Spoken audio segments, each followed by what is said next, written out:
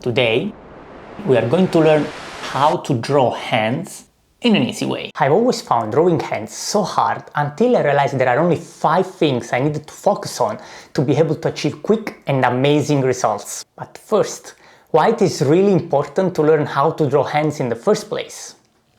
Hands are an important element of drawing or painting. They tell a lot about the person. Are their hands smooth, rough, callous? Their position helps convey messages, for example through gestures. I'm Italian, what could I possibly know about gestures, right?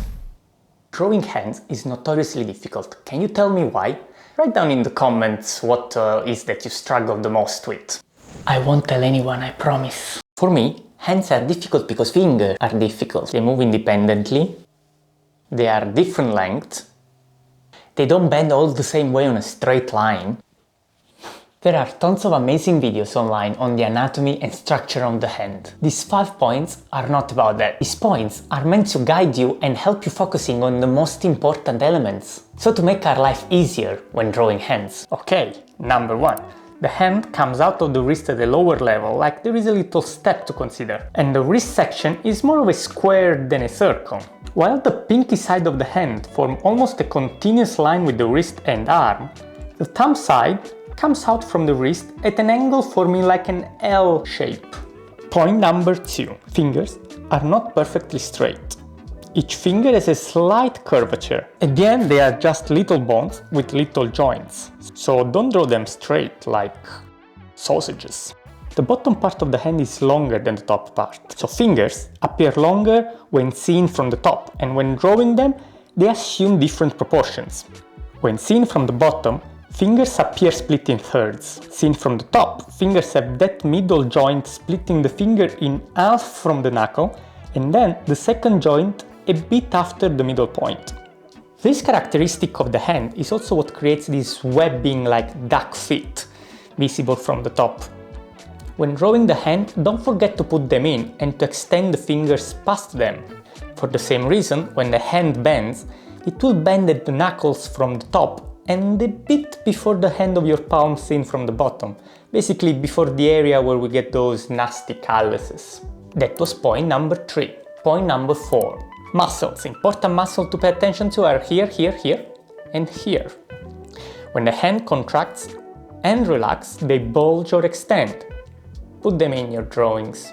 Also, let's talk about movements. Fingers don't come out of the hand all at the same point, in a straight line, but they have a curvature that increases as the fingers get further from the palm. When you draw a closed hand, don't forget to keep this curvature, and on top of that, even though you can make a fist with your fingers on a straight line, the natural curvature will be bending towards the thumb.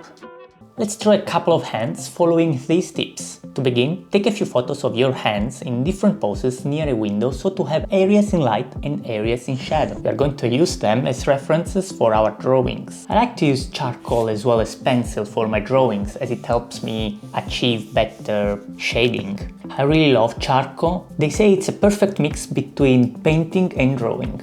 I start by drawing the wrist and put down a simple shading to delineate the part that is in shadow. Don't forget, I'm considering it as a square shape rather than a circle. Then I put down an L shape to delineate the thumb and a circle for the muscle. Now I'm trying to work out proportions. Just a few lines to delineate the fingers.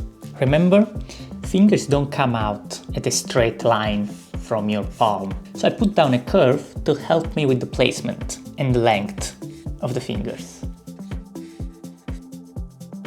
Separating the planes that are in shadow from the ones that are in light helps give dimensions to our drawing.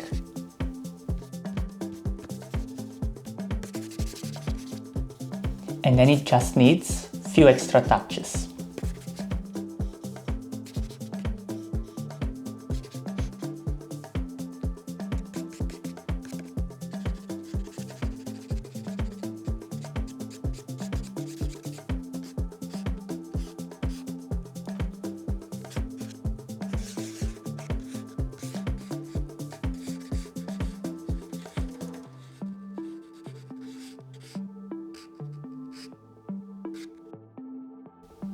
Let's try again.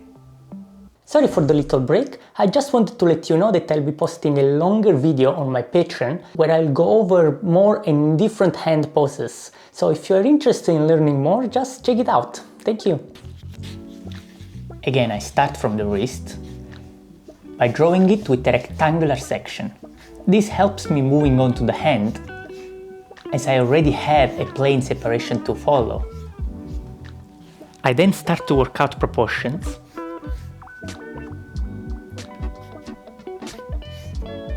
and I'm grouping the pinky and the ring fingers as one shape.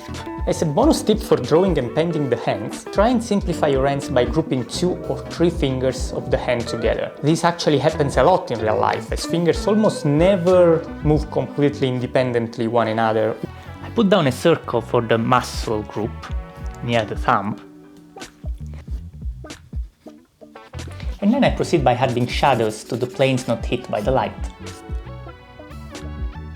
Charcoal is perfect for this, because it helps achieving quick and good looking results with little effort.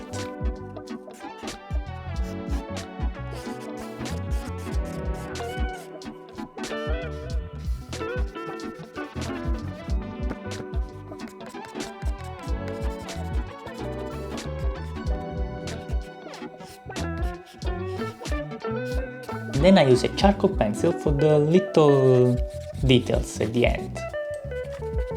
Few extra touches and our hands are complete.